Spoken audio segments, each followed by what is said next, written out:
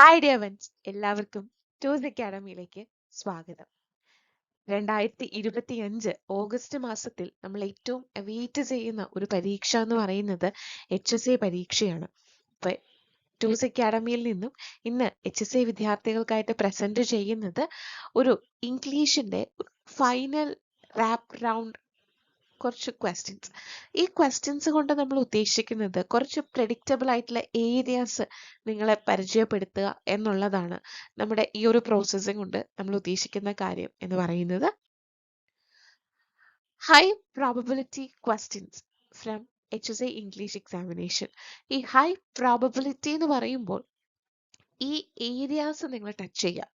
ഈ type questions നിങ്ങൾക്ക് expect ചെയ്യാം. നമുക്കറിയാം ഇംഗ്ലീഷിൽ നമുക്ക് ചോദിക്കാനായിട്ട് ഒരു പോയം കിട്ടിയാൽ പോലും we can make numerous number of questions from the poem itself. അപ്പൊ അതുകൊണ്ട് ഈ പാറ്റേൺ അല്ലെങ്കിൽ ഈ ടൈപ്പ് ഓഫ് ക്വസ്റ്റ്യൻസ് ആണ് നിങ്ങൾക്ക് ഈ ഭാഗത്തു നിന്നും പ്രതീക്ഷിക്കാനായിട്ട് സാധിക്കുന്നത്.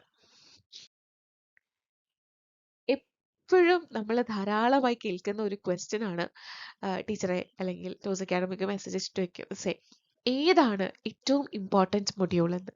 നിങ്ങൾക്ക് അറിയുന്നത് പോലെ തന്നെ പാർട്ട് എ, പാർട്ട് ബി ഡിവിഷനാണ് HSA പരീക്ഷകൾക്ക് ഉള്ളത്.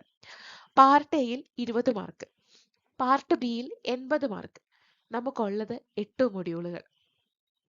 അപ്പോൾ ഒരു ഈക്വൽ ഡിവിഷൻ ആണ് എല്ലാ മൊഡ്യൂളുകൾക്കും കൊടുക്കുന്നതെങ്കിൽ 10, 10, 10 അങ്ങനെ 8 മൊഡ്യൂൾസുകൾ 80 എണ്ണം. അങ്ങനെയാണെങ്കിൽ ഓരോ മൊഡ്യൂളിൽ നിന്നും നിങ്ങൾക്ക് 10 ക്വസ്റ്റ്യൻസ് വീതം പ്രതീക്ഷിക്കാനായിട്ട് സാധിക്കും. അങ്ങനെ നമ്മൾ നോക്കുകയാണെങ്കിൽ നമ്മുടെ ചില ഇതിലൊക്കെ 10 വർക്ക്, 11 വർക്ക്, 12 വർക്ക് ഒക്കെയാണ് ചില മൊഡ്യൂളുകളിൽ ഉള്ളൂ. അപ്പൊ നമുക്ക് ഉറപ്പായിട്ടും ഈ പറയുന്ന എല്ലാ ടോപ്പിക്സിൽ നിന്നും we can expect questions. First ആയിട്ട് ഞാൻ എടുത്തിട്ടുള്ളത് പെഡഗോജിക്കൽ ക്വസ്റ്റ്യൻ ആണ്.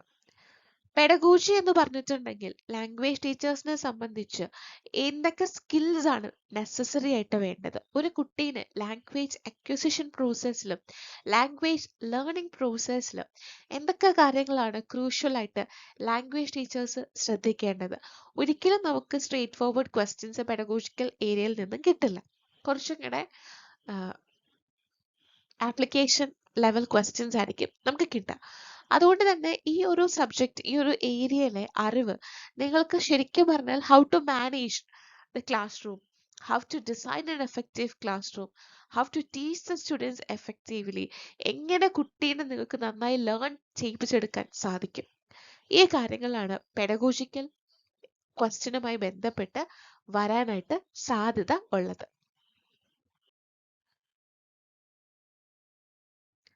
ഫസ്റ്റ് ഒരു ക്വസ്റ്റ്യൻ ആണ്. According to NCF 2005, across the curriculum approach for teaching means.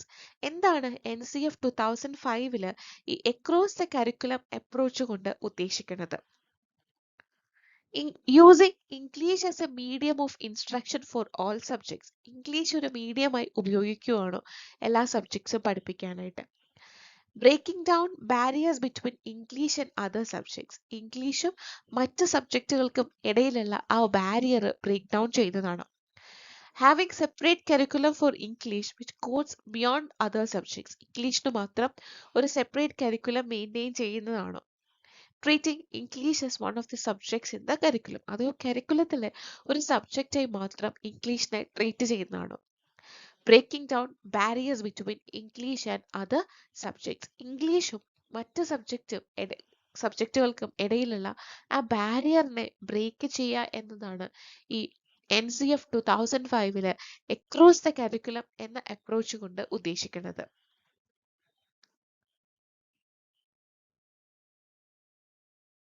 The concept of across the curriculum in 2005. ഇതൊരു ഇന്റഗ്രേറ്റഡ് അപ്രോച്ച് ആണ് ലാംഗ്വേജ് ലേണിംഗിനെ സംബന്ധിച്ച്. ഇംഗ്ലീഷ് സ്റ്റുഡൻസിന് ഇംഗ്ലീഷ് ഒരു ലാംഗ്വേജ് ആയി കൊടുത്തുകൊണ്ട് മറ്റ് സബ്ജക്ട്സ് ലേൺ ചെയ്യാനായിട്ട് അവരെ പഠിപ്പിക്കുക. അവിടെ ഇംഗ്ലീഷ് എന്ന ഈ ഒരു സബ്ജക്റ്റ് അവർക്ക് ആ ഒരു ക്ലാസ്സിൽ മാത്രമല്ല, അല്ലെങ്കിൽ ഇംഗ്ലീഷിന്റെ അറിവുകൾ especially vocabulary, grammar, comprehension skills എല്ലാം തന്നെ അവരെ മറ്റ് സബ്ജക്ട്സ് പഠിക്കാനായിട്ട് അവരെ കേപ്പബിൾ ആക്കുക എന്ന രീതിയാണ് ഉള്ളത്.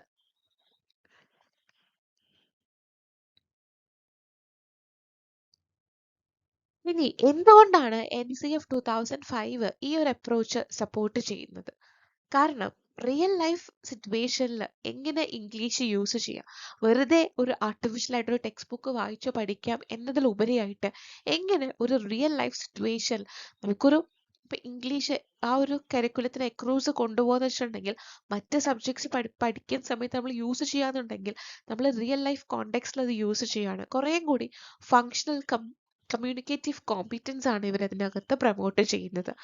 ആ ഒരു സബ്ജക്റ്റിനെ മറ്റ് സബ്ജക്ട്സുമായി ഇന്റർകണക്ട് ചെയ്ത് നിൽക്കുക, ഒറ്റയ്ക്ക് ഒരു കമ്പാർട്ട്മെന്റ് ആയി പോകാതെ ഒരു ഒറ്റപ്പെട്ട ഒരു വേർതിരിഞ്ഞ ഒരു സബ്ജക്റ്റ് ആക്കാണ്ട് മറ്റ് ഇതിലേക്ക് കൂട്ടി ചേർക്കുക.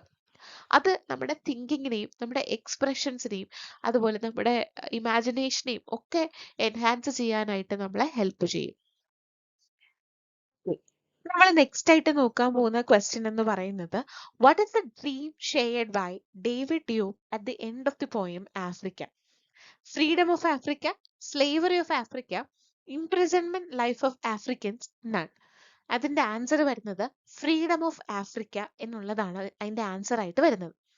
ഈ പോയം റിഫ്ലക്ട് ചെയ്യുന്നത് തന്നെ പോയിറ്റിന്റെ ഫീലിംഗ്സ് ആണ് about the sufferings of Africa under the colonial operation അല്ലെങ്കിൽ ഈ പറയുന്ന കൊളോണൈസറുടെ അണ്ടറിൽ വരുമ്പോൾ ഒരു കോളനൈസ്ഡ് ആയിട്ട് നിന്നുകൊണ്ട് ആഫ്രിക്കൻസ് അനുഭവിക്കുന്ന പ്രശ്നങ്ങളും അവരുടെ സഫറിങ്സും അവരുടെ ഫീലിങ്സും അവരുടെ ഒരു നല്ല ബ്രൈറ്റ് ഫ്യൂച്ചറിന് വേണ്ടിയുള്ള ഹോപ്പുമാണ് ആക്ച്വലി ഈ ഒരു പോയിന്റിനകത്ത് വരുന്നത്.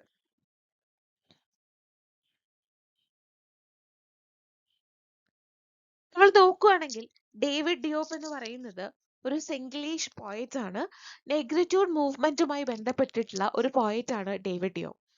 അദ്ദേഹത്തിന് ഈ കൊളോണിയൽ ഡൊമിനേഷൻ അല്ലെങ്കിൽ ഈ പറയുന്ന ആഫ്രിക്കൻസിനെ ഒരു കോളനൈസ്ഡ് ആയിട്ട് നിർത്തിക്കൊണ്ട് കൊളോണിയൽ ഡൊമിനേഷനെ കുറിച്ചിട്ട് ഉള്ള ആ ഒരു പ്രോബ്ലംസും ആ ഒരു കാര്യങ്ങളും എല്ലാം ഡീൽ ചെയ്യുന്ന പോയമാണ് ആഫ്രിക്ക എന്ന് പറയുന്നത്.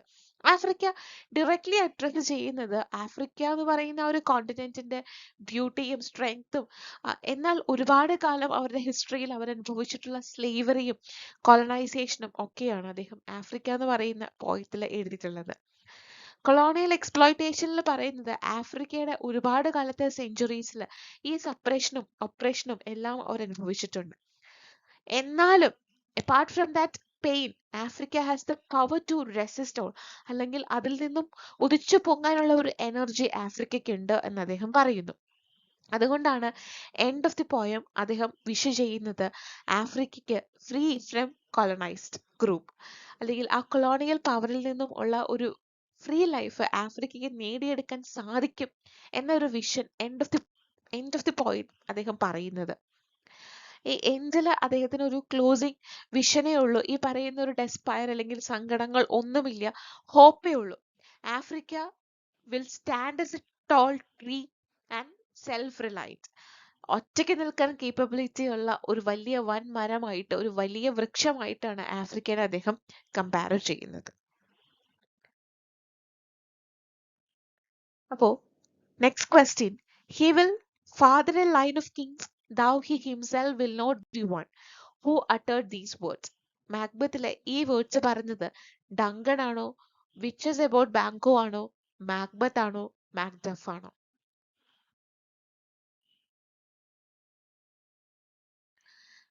മൂന്ന് വിച്ചസ് ആണ് ഈ ഒരു പ്രൊഫസി പറയുന്നത്. മാക്ബത്തില് മൂന്ന് വിച്ചസ് ഈ ഒരു പ്രൊഫസി പറയുന്നത് മാക്ബത്ത് ആൻഡ് പ്രൊഫസി പറയുന്നത് മാക്ബത്തിനോടും ബാങ്കോയോടും act 1 scene 3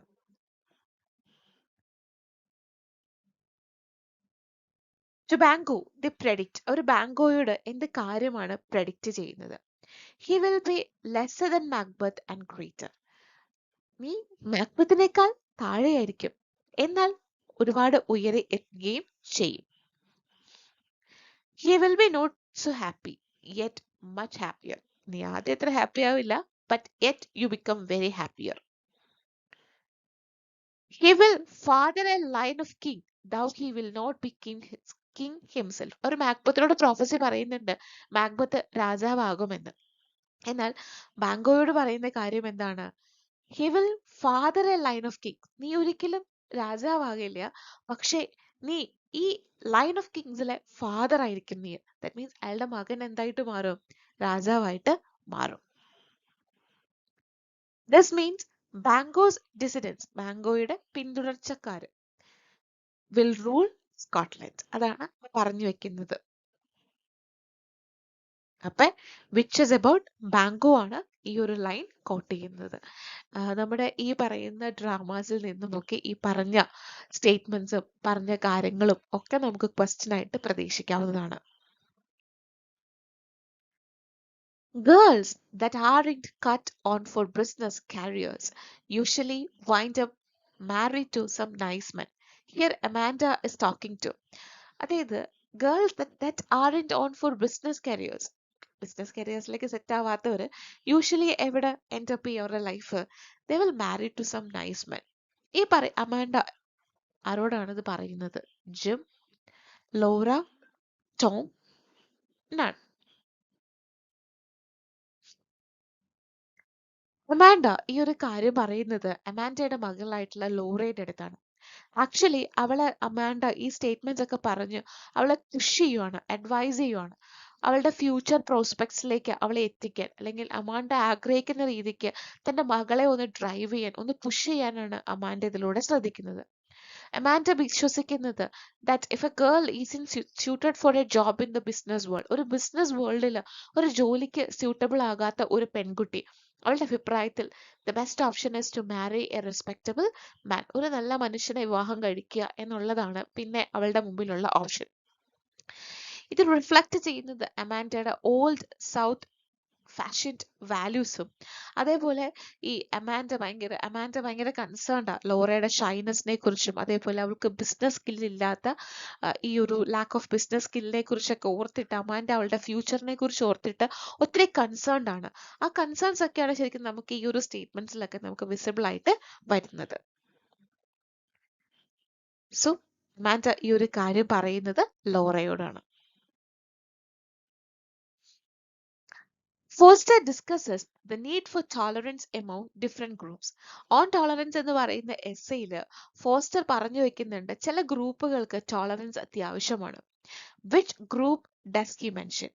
Racial group, religious group, political groups, all of the above. ഈ എസ്സേയില് ഫോസ്റ്റർ പറയുന്നത് it's important for these group having tolerance. ഏതൊക്കെയാണ്? Racial group, religious group and political lines.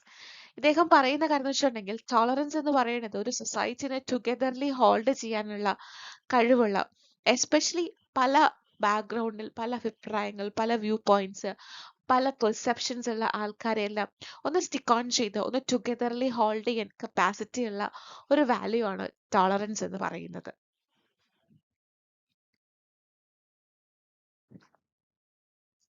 ഒരു tolerance സൊസൈറ്റിക്ക് tolerance ഇല്ലെങ്കിൽ അത് ഫ്രാഗ്മെന്റ്സ് ആയി ചിതറിപ്പോവും. അവിടെ ഹോസ്റ്റിലിറ്റിയും വയലൻസും വിളയാടും. അദ്ദേഹം വിശ്വസിക്കുന്നത് നല്ലൊരു പേഴ്സണൽ റിലേഷൻഷിപ്പും നല്ലൊരു ഫ്രണ്ട്ഷിപ്പും എല്ലാം ഫ്ലറിഷ് ചെയ്യാൻ സാധിക്കുന്നത് if we have good tolerance capacity. ഇതൊരു moral responsibility, not a social convenience. ഇതൊരു മോറൽ റെസ്പോൺസിബിലിറ്റിയാണ് having tolerance. So answer is all of the above.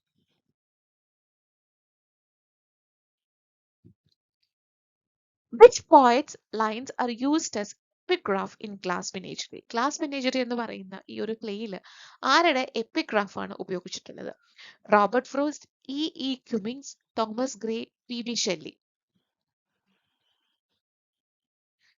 Epigraph എന്നാൽ ഒരു ഷോർട്ട് ഫ്രേസ് അല്ലെങ്കിൽ ഒരു ഷോർട്ട് സെന്റൻസ്, ഒരു ബിൽഡിങ്ങിലോ ഒരു സ്റ്റാച്യൂലോ ഒരു ബുക്കിന്റെ ഇൻട്രൊഡക്ഷൻ പാർട്ടിലോ ഒക്കെ നമ്മൾ ഉൾപ്പെടുത്തുന്നതാണ് ഈ എപ്പിഗ്രാഫ് എന്ന് പറയുന്നത്. ഈ എപ്പിഗ്രാഫായിട്ട് ടെൻസി വില്യം ഗ്ലാസ് പിനേജറിൽ ഉപയോഗിച്ചിട്ടുള്ളത് ഇ ക്യുമിൻസിന്റെ വരികളാണ്. Nobody not even the rain has such small hands. ഈ ലൈൻ എടുത്തിട്ടുള്ളത് കുമിങ്സിന്റെ പോയമായിട്ടുള്ള somewhere I have never travel gladly beyond. ഇത് ശരിക്കും പറഞ്ഞിട്ടുണ്ടെങ്കിൽ the last line of Cummings പോയമാണ്. Nobody, not even the rain, has such small hands.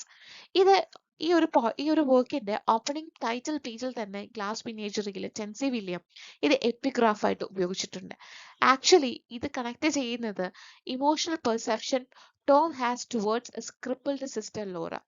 ടോമിന് തന്റെ വയ്യാത്ത സഹോദരനോടുള്ള ഒരു ഇമോഷണൽ പെർസെപ്ഷൻ ആണ് പറയുന്നത്. So it's mainly aimed to highlight impact of Laura's fragility on Tom, and Williams want the readers and audience to feel the intensity of this impact as well.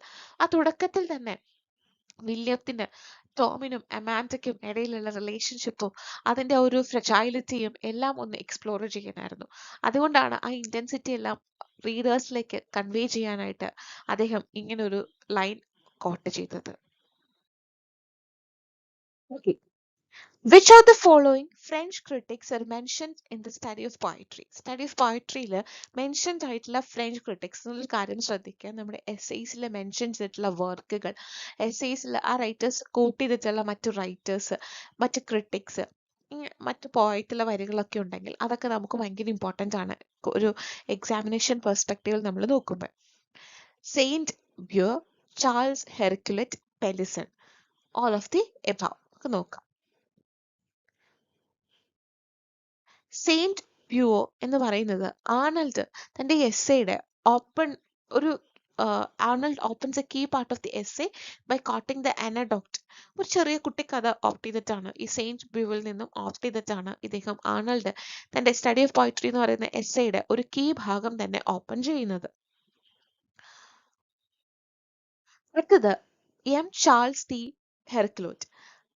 ആർണൽഡ് M Charles ഹെർക്ലോറ്റിനെയും quote ചെയ്യുന്നുണ്ട്. ഇദ്ദേഹവും ഒരു French ക്രിട്ടിക്കാണ്. Study of പോയിട്രിയിൽ Arnold Saint പ്യൂവിനെയും Paul പെലിസനെയും Charles T ഹെറിക്ലോട്ടിനെയും Louis വിറ്ററ്റിനെയും എല്ലാം തന്നെ കോട്ട് ചെയ്യുന്നുണ്ട്. ആക്ച്വലി നമുക്ക് ലൂയിസ് വിറ്ററ്റ് ഒഴിച്ചിട്ട് അല്ലെങ്കിൽ ഈ പറയുന്ന എം വിജറ്റ് ഒഴിച്ചിട്ട് ബാക്കി എല്ലാവരെയും ഈ എസ്സേയിൽ കോട്ട് ചെയ്യപ്പെടുന്നുണ്ട്. അപ്പൊ ശരിക്കും പറഞ്ഞിട്ടുണ്ടെങ്കിൽ ഈ ഒരു എസ്സേയിൽ 4 ക്രിട്ടിക്സ് ആണ് കോട്ട് ചെയ്യപ്പെടുന്നത്.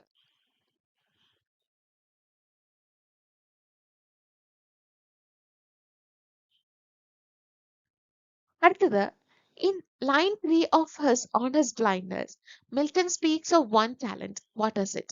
Honest blindness എന്ന് പറയുന്ന പോയത്തില് മിൽട്ടൺ അദ്ദേഹത്തിന്റെ ഒരു ടാലന്റിനെ കുറിച്ച് പറയുന്നുണ്ട്. ഏതാണ് ടാലന്റ്? അദ്ദേഹത്തിന്റെ പോയറ്റിക് എബിലിറ്റിയെ കുറിച്ചാണ്. ദൈവം അയാൾക്ക് ബൈ ബർത്തിലെ ഗിഫ്റ്റ് ചെയ്തിട്ടുള്ള ആ പോയറ്റിക് എബിലിറ്റിയെ കുറിച്ചിട്ടാണ് മിൽട്ടൺ ടാലന്റ് ആയിട്ട് ഓണസ്റ്റ് ബ്ലൈൻഡ്നെസ് എന്ന് പറയുന്ന ഈ ഒരു സോണറ്റിൽ പറയുന്നത്. മിൽട്ടന്റെ ഒരു ബയോഗ്രഫിക്കൽ സോണറ്റ് ആണ് ഓണസ്റ്റ് ബ്ലൈൻഡ്നെസ്. മിൽട്ടൺ തന്റെ ലൈഫിന്റെ പാതി വഴിയിൽ വെച്ച് ബ്ലൈൻഡ് ആയി പോയിട്ടുള്ള ഒരു വ്യക്തിയാണ്. ബൈ ബർത്ത് അദ്ദേഹം ബ്ലൈൻഡ് അല്ല. അപ്പൊ മിൽട്ടൺ പറയുന്ന വെച്ചിട്ടുണ്ടെങ്കിൽ ദൈവം അദ്ദേഹത്തിന് ഒരു ടാലന്റ് ഗിഫ്റ്റ് ചെയ്തിട്ടുണ്ടായിരുന്നു. The gift for writing poetry. മിൽട്ടനെ സംബന്ധിച്ച് ഈ ഗിഫ്റ്റിങ്ങിന്റെ പിന്നിലെ കാര്യം എന്ന് വെച്ചിട്ടുണ്ടെങ്കിൽ എസ്പെഷ്യലി ഇൻ പോയിട്രി അദ്ദേഹം ദൈവത്തെ പ്രേസ് ചെയ്ത് ദൈവത്തെ സെർവ് ചെയ്യുക എന്നുള്ളതായിരുന്നു തന്റെ കർത്തവ്യം, കടമ എന്ന് മിൽട്ടൺ വിശ്വസിച്ചിരുന്നു. അപ്പൊ മിൽട്ടൺ വല്ലാണ്ട് ആങ്ഷ്യസ് ആവുന്നുണ്ട്.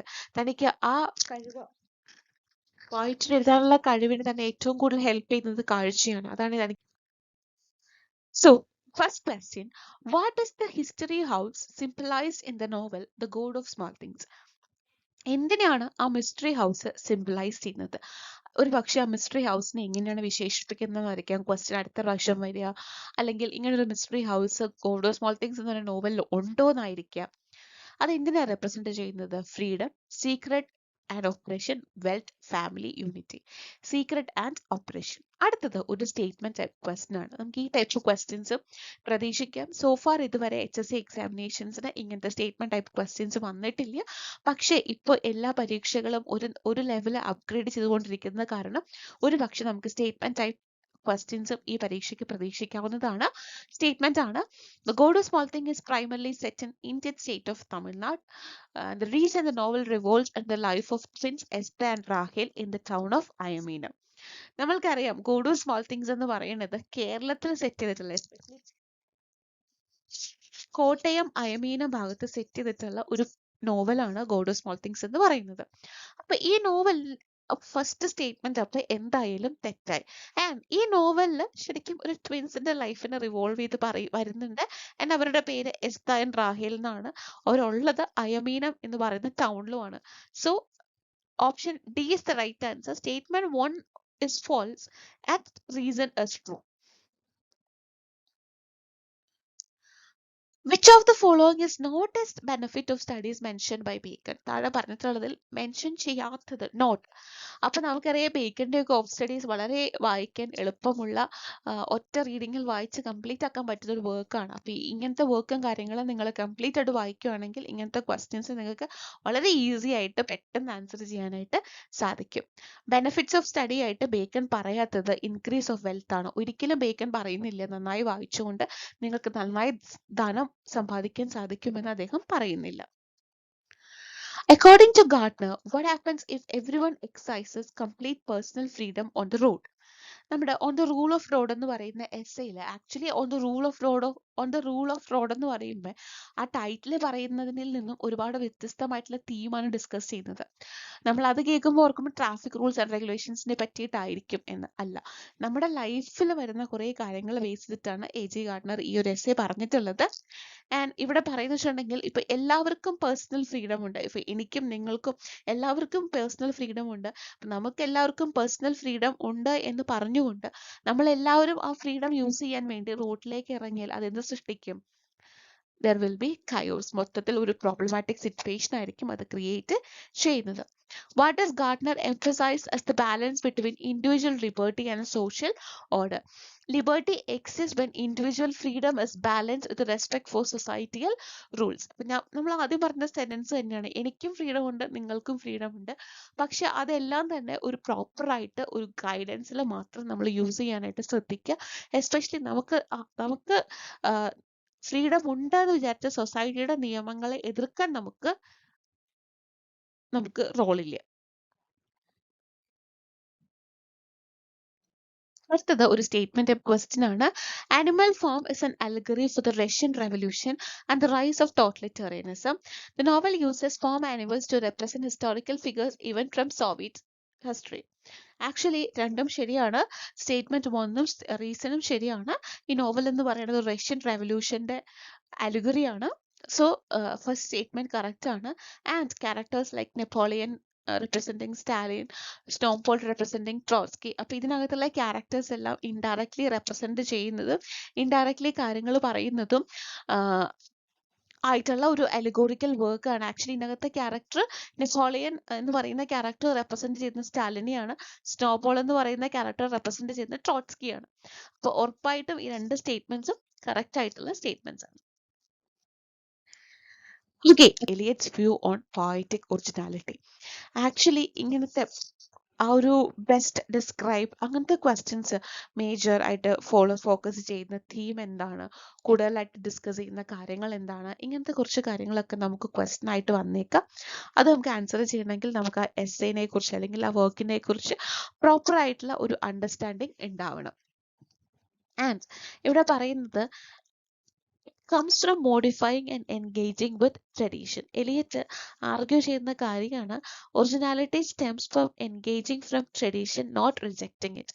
നമ്മൾ നമ്മുടെ പാരമ്പര്യത്തെ ട്രഡീഷനെ അക്സെപ്റ്റ് ചെയ്ത് അതുമായി എൻഗേജ് ചെയ്യുമ്പോഴാണ് നമുക്ക് പുതിയ കാര്യങ്ങൾ ക്രിയേറ്റ് ചെയ്യാനായിട്ട് സാധിക്കുന്നത്. അല്ലാണ്ട് ട്രഡീഷനെ നമ്മൾ റിജക്റ്റ് ചെയ്യുമ്പോൾ അല്ല എന്നാണ് എലിയറ്റ് പറഞ്ഞു വെക്കുന്നത്.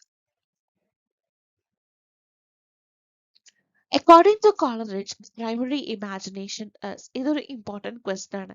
ഈ കോളറിഡ്ജിന്റെ പ്രൈമറി ഇമാജിനേഷൻ, സെക്കൻഡറി ഇമാജിനേഷന് ഫാൻസിയുമായിട്ടുള്ള ഡിഫറൻസ് എന്തൊക്കെയാണെന്നുള്ളത്.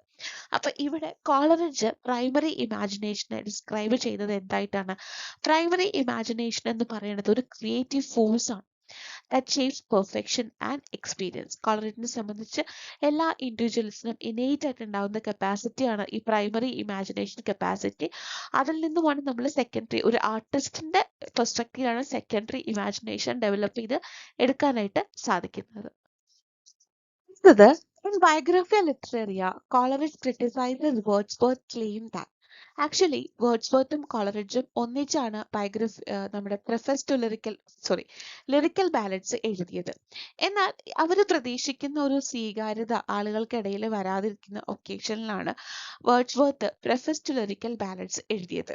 ഇവർ ഒന്നിച്ചാണ് റൊമാൻറ്റിക് മൂവ്മെന്റിന് ഒരു ബിഗിനിങ് കൊടുത്തത് എങ്കിലും കോളറിഡ്ജിന് ചില കാര്യങ്ങൾ വേർഡ്സ്വർത്തിനോട് യോജിച്ചു പോകാൻ പറ്റാത്ത സിറ്റുവേഷൻസ് ഉണ്ടായിരുന്നു.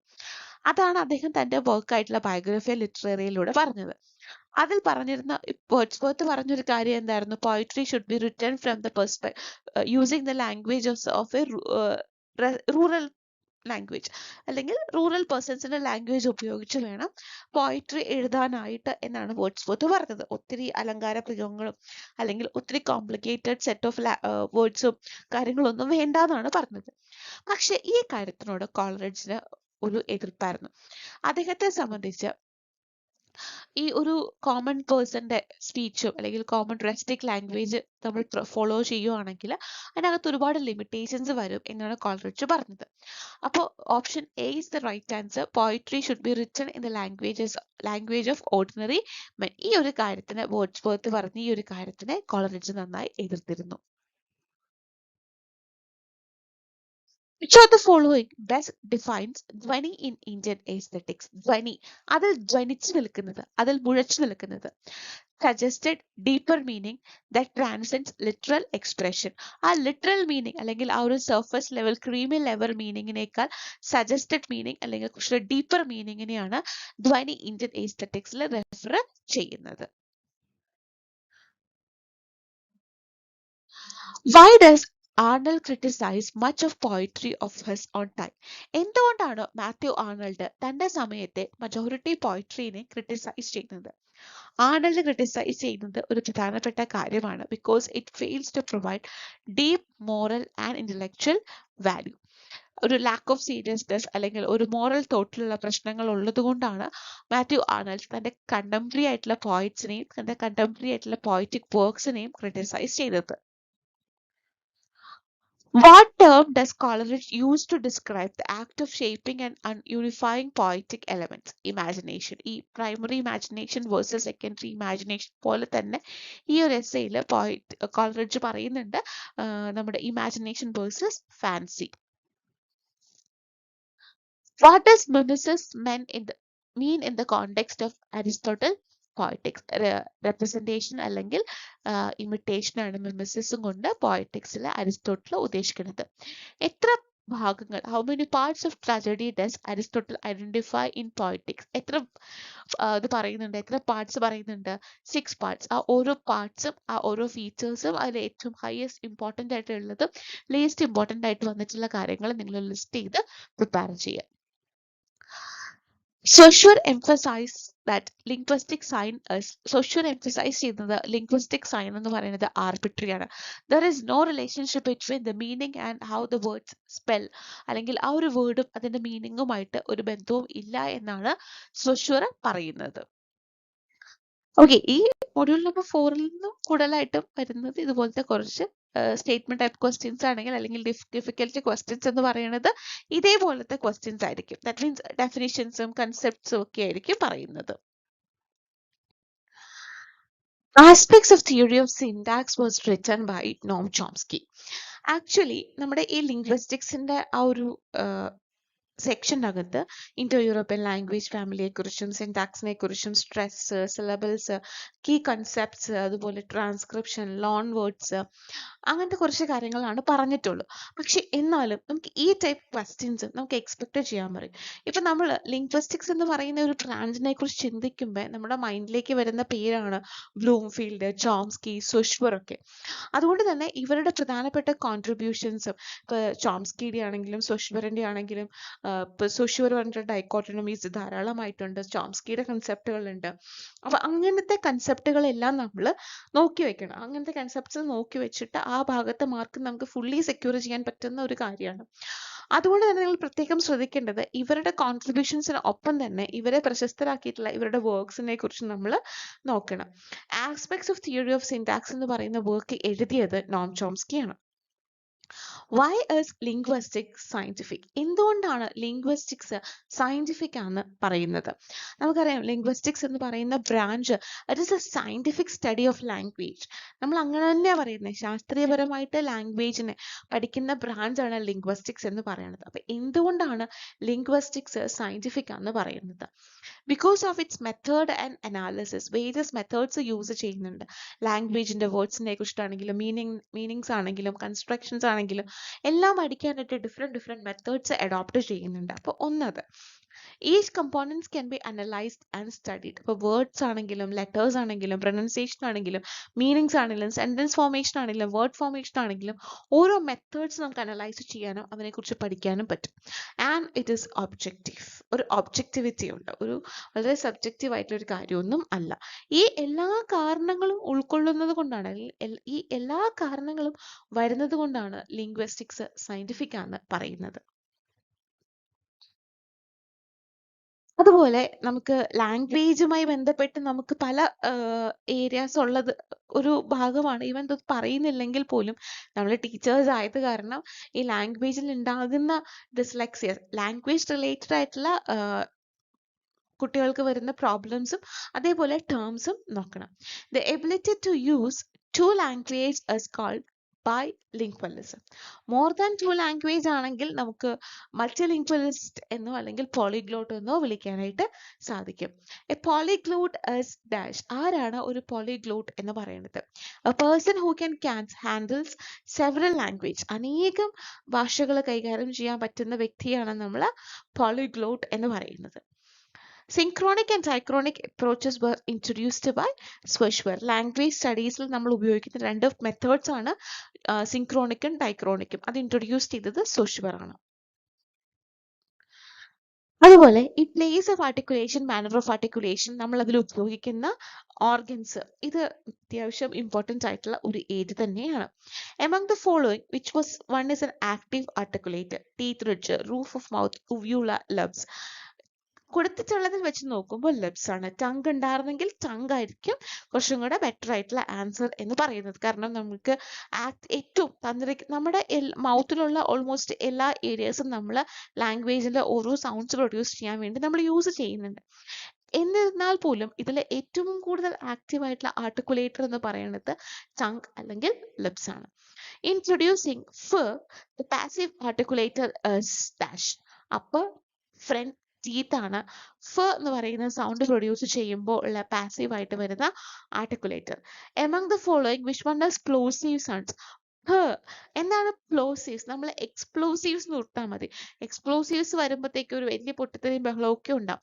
സോ പ്ലോസീവ്സ് എന്ന് പറയുന്നത് ആ ഒരു category, sudden release of air ആണ്. അത് ഇതിനകത്ത് കൊടുത്തിട്ടുള്ളതിൽ ആണ്. അപ്പോൾ നിങ്ങൾ പ്രധാനപ്പെട്ട കോൺട്രിബ്യൂട്ടേഴ്സിന്റെ ടെക്സ്റ്റുകൾ, പ്രധാനപ്പെട്ട ആശയങ്ങൾ, അതേപോലെ തന്നെ നമ്മൾ ഈ പറഞ്ഞതുപോലെ പ്ലേസ് ഓഫ് ആർട്ടിക്കുലേഷനെയും മാനർ ഓഫ് ആർട്ടിക്കുലേഷനെയും ബേസിസിലുള്ള ക്ലാസിഫിക്കേഷനും നോക്കുന്നത് വളരെ നല്ലതായിരിക്കും. Thank you.